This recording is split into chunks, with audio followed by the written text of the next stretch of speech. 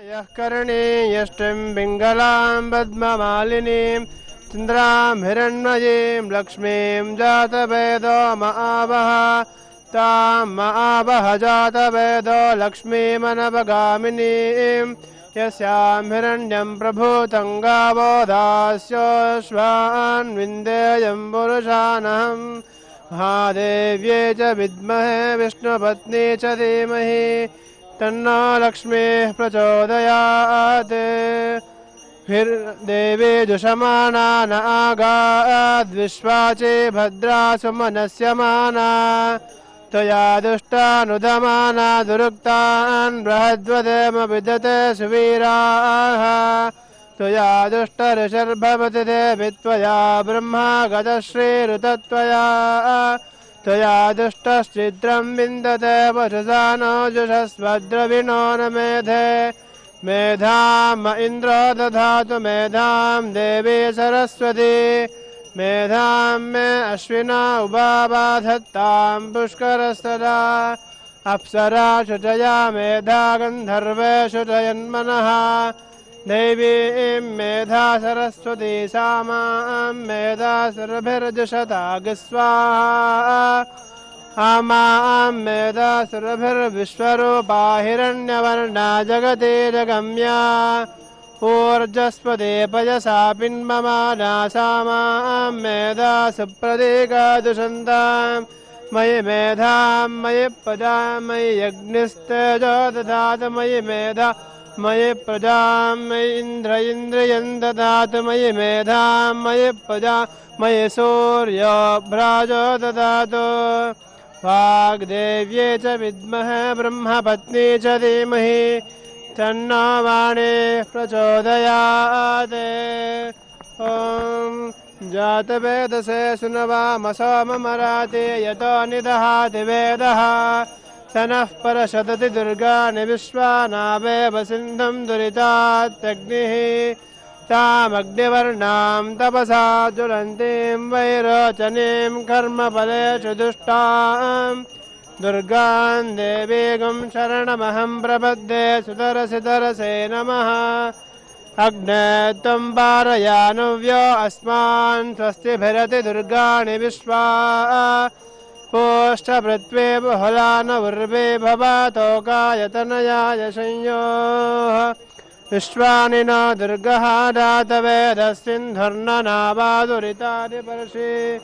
अग्ने अत्रिवन्मनसा गृणानो अस्माकं बोध्यपितातु नूनां पृतनाजितगुं सहमानमुग्रमग्निगुं हुवेम परमास्तधस्तात्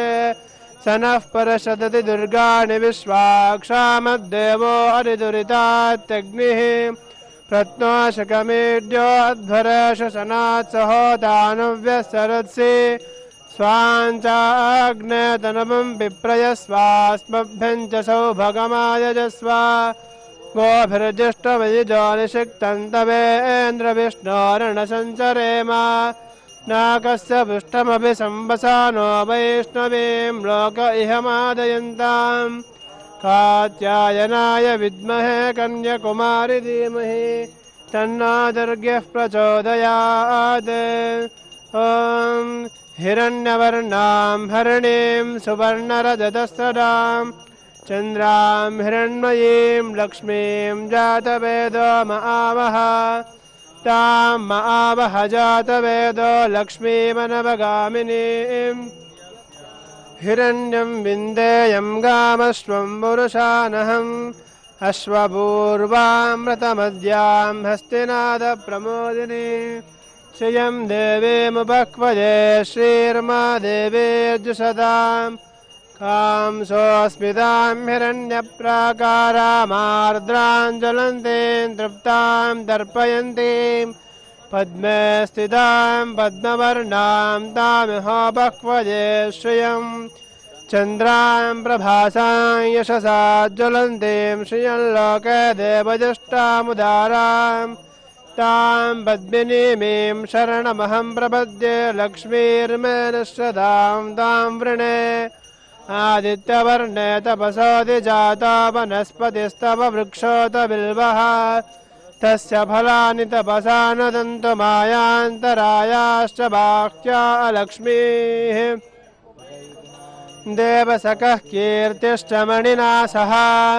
प्रादुर्भूतोऽस्मि राष्ट्रेऽस्मिन् कीर्तिवृद्धिं ददातु मे क्षुत्पिपासामलां ज्येष्ठामलक्ष्मीर्नाशयाम्यहम् अभूतिमसमृद्धिं च सर्वान् निर्णद मे गृहात् गन्धद्वारां दुरादर्शां नित्यपुष्टां करीषिणीम् ईश्वरीगुं सर्वभूतानां तामिहोपक्वये श्रियम् मनसः काममाकोतिं वाचः सत्यमशीमहि पशूनां रूपमन्नस्य मयिश्रेष्ठयतां यशः कर्दमेन प्रजा भूता मयि सम्भव कर्दमा श्रियं वासय मे कुले मातरं पद्ममालिनीम् आपस्थिजन्तु सिग्धानि चिक्लेतवस मे गृहे च देवीं मातरं श्रियं वासय मे कुले आर्द्रां पुष्करिणीं पुष्टिं सुवर्णां हेममालिनीं सूर्यां हिरण्मयीं लक्ष्मीं जातवेदमावह आर्द्रायः कर्णी यष्टिं पिङ्गलां पद्ममालिनीं चन्द्रां हिरण्मयीं लक्ष्मीं जातवेदमावह तां मावह जातवेदो लक्ष्मीमनवगामिनीं यस्यां हिरण्यं प्रभूतं गावो दास्योऽश्वान् विन्देयं पुरुषानहम् महादेव्ये च विद्महे विष्णुपत्नी च धीमहि तन्नो लक्ष्मीः प्रचोदयात् ॐ देवे जुषमाणा न आगाद्विश्वाचे भद्रा सुमनस्यमाना तया दुष्टानुदमाना दुरुक्तान् बृहद्वदेम विदते सुवीराः तया जुष्टऋषर्भवति देवि त्वया ब्रह्मा गतश्रीरुतत्वया चित्रं विन्दते वधुसानो जुषस्वद्रविणो न मेधे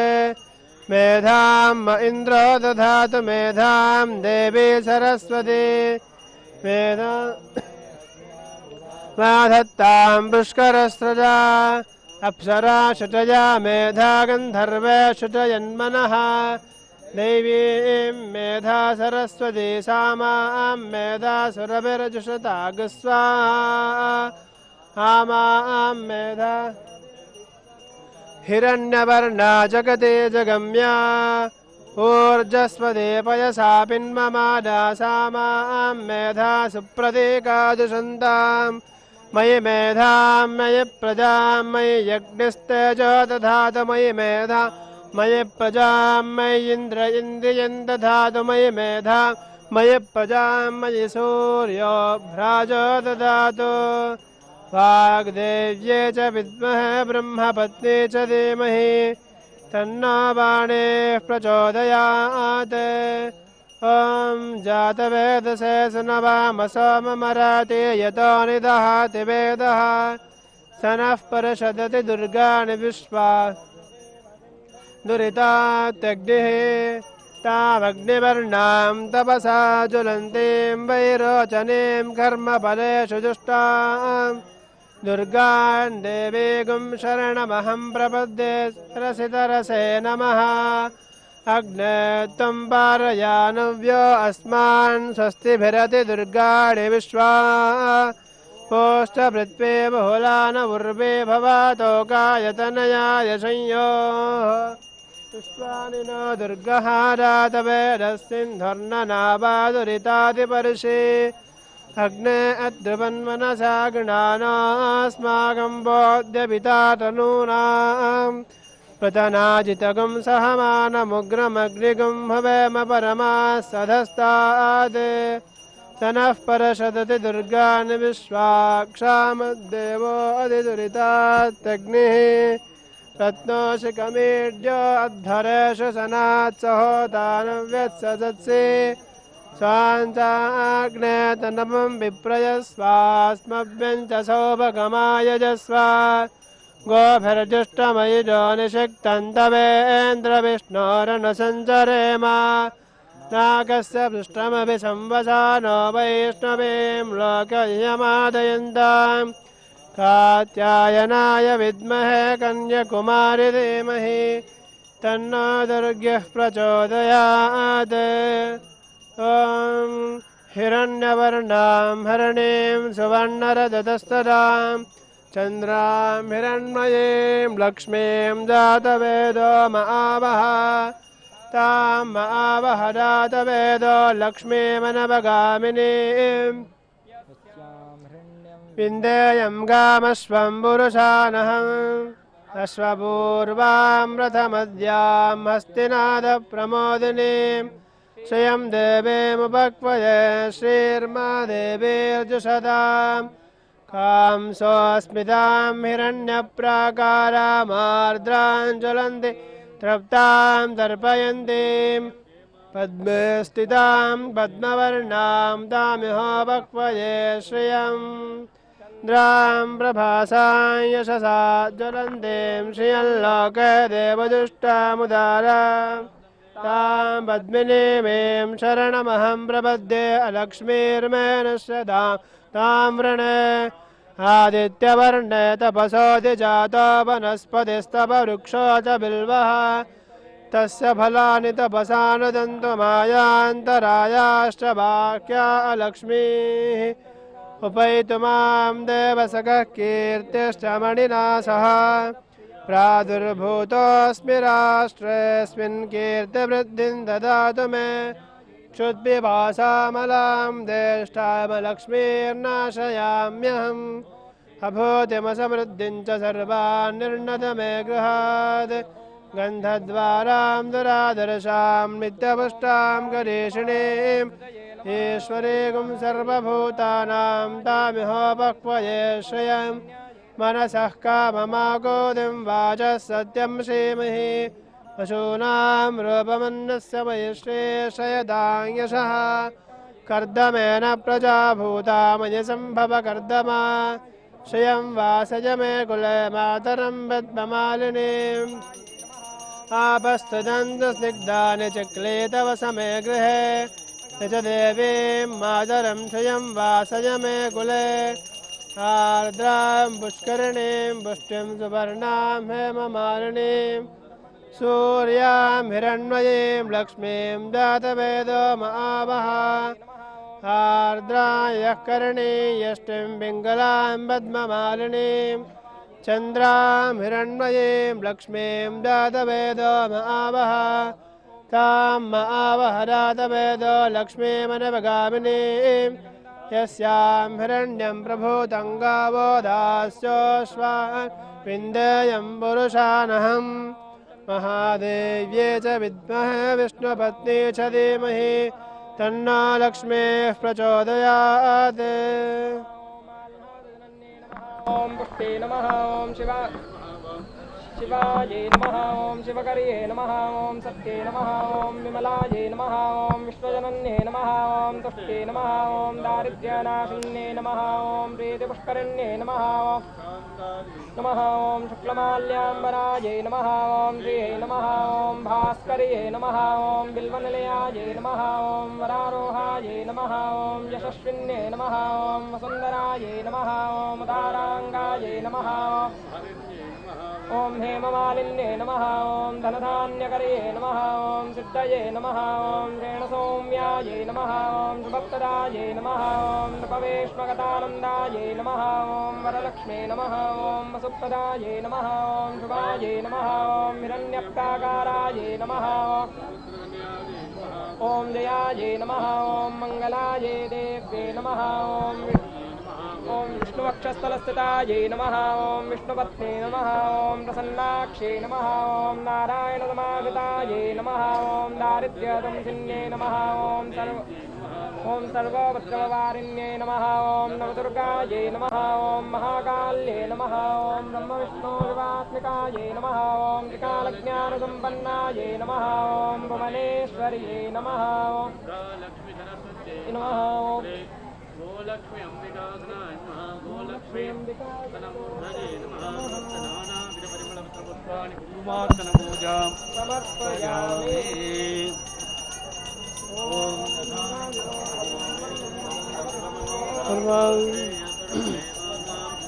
तपोयं प्रतिगृह्यता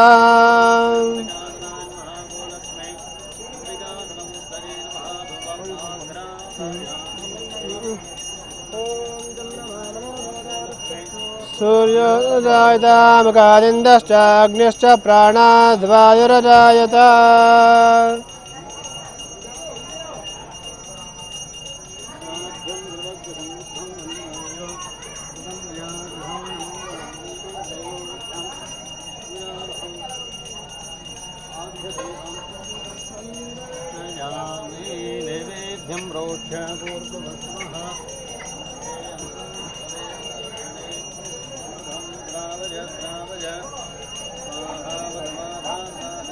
दक्षरन्सिन्दवः माध्वेर्न सन्तोषदीः मधुनक्तमुतोषधामधमत्पार्थिवदः मधुद्यौरस्तु नः पिता मधुमान्ना वनस्पतिर्मधुमागुम्बश्च सूर्यः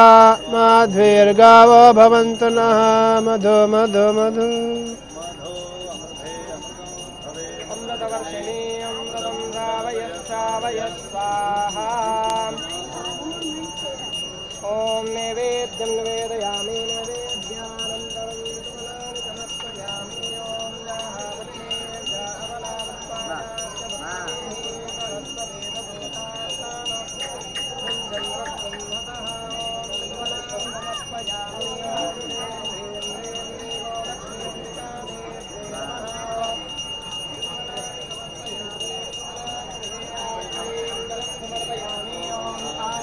च विद्महे विष्णुपत्नी च धीमहि तन्नो लक्ष्मीः प्रचोदयात्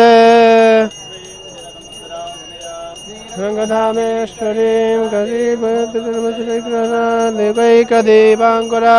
श्रीमन्वन्तार्कटाक्षुवा मुन्ने मुकुन्दप्रिया लक्ष्मी अंबिका सनमूर्तये नमः एकमुगाज्यदेवं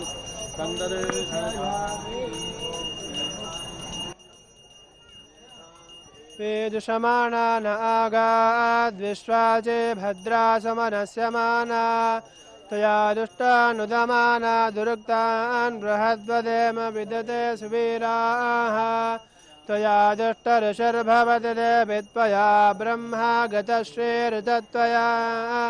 या दुष्टश्चित्रं विन्ददेव रजानाजुषस्वद्रविणो न मेधे मेधां इन्द्रो दधातु मेधां देवी सरस्वती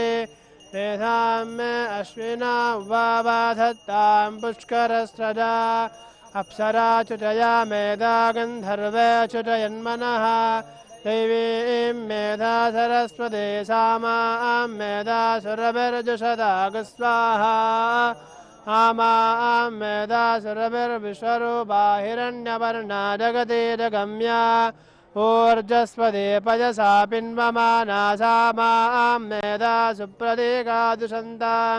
विमेधां मयि प्रजा मयि यज्ञस्तेजो दधातु मयि मेधा मयि प्रजां मयि इन्द्रियं दधातु मयि मेधां मयि प्रजां मयि सूर्योभ्राजो ददातु आग्देव्ये च विद्महे ब्रह्मपत्नी च धीमहि तन्नो वाणीः प्रचोदयात् श्रीर्वच्चस्वमायश्वमारोग्यमवेदा चोभामानं महीयते धान्यं धनं वशं बहुपुत्रलाभं च दशंवत्सरं दीर्घमायुः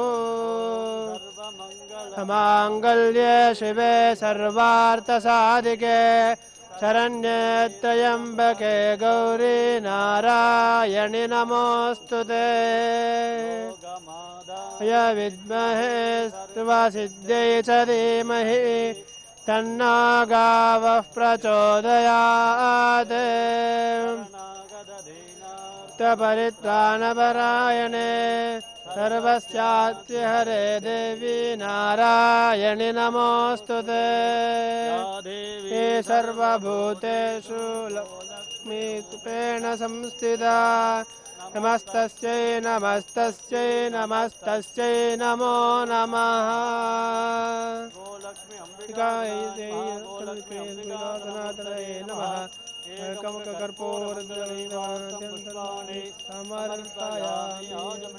समर्पयामि धारयामि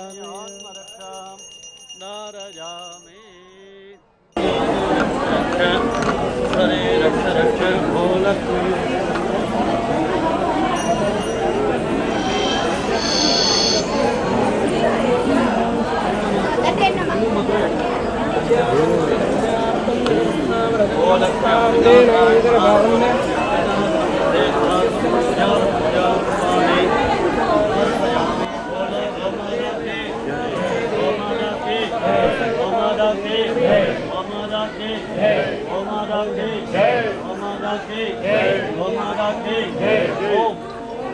ओम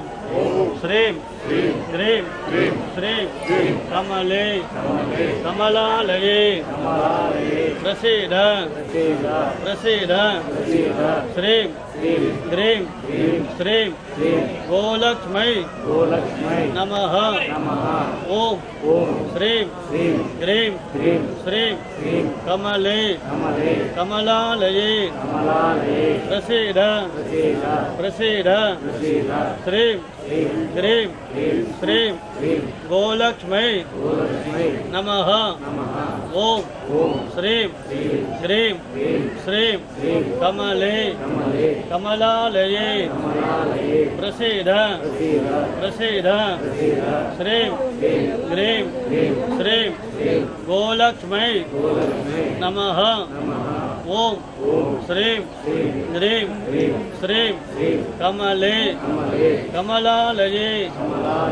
बोलो गोमाता की गोमाता की गोमाता की गोमाता की गोमाता की गोमाता की अस्य यजमानस्य सकल कोबूज कैंगर्य भक्त महाजनानां यजमानः सकुटुम्बानां यजमानः मनसे संजित सर्वकार्यानुकूल्यता उचितकाले सकल सौभाग्यं देहि मे प्रभोस्य यजमानस्य सकल कोबूज कैंगर्य भक्त महाजनानां यजमानः सकुटुम्बानां सकल दोषः निर्दोषोऽस्तु गोलक्ष्मी प्रसाद बल सिद्धिरस्तु यजमानः सकुटुम्बानां सकल सौभाग्य सिद्धिरस्तु गोलक्ष्मी प्रियदां प्रियदां गोलक्ष्मीः बोलो गोमाता की बोलो गोमाता की बोलो गोमाता की बोलो गोमाता की बोलो गोमाता की बोलो गोमाता की